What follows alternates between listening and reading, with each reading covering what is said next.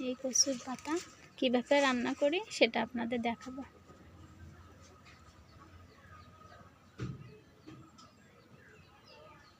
আমি এই কচু শাক রান্না করব।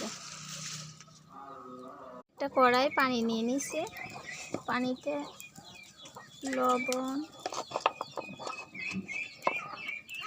হলুদ,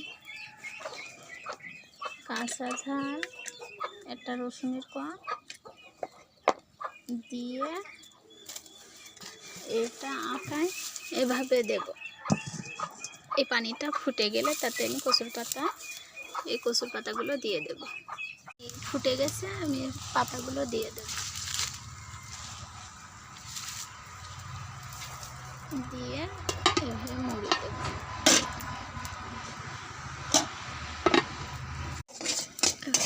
একদম গলে গেছে, দিতে দিতে না দিতে গলে গেছে। দিলাম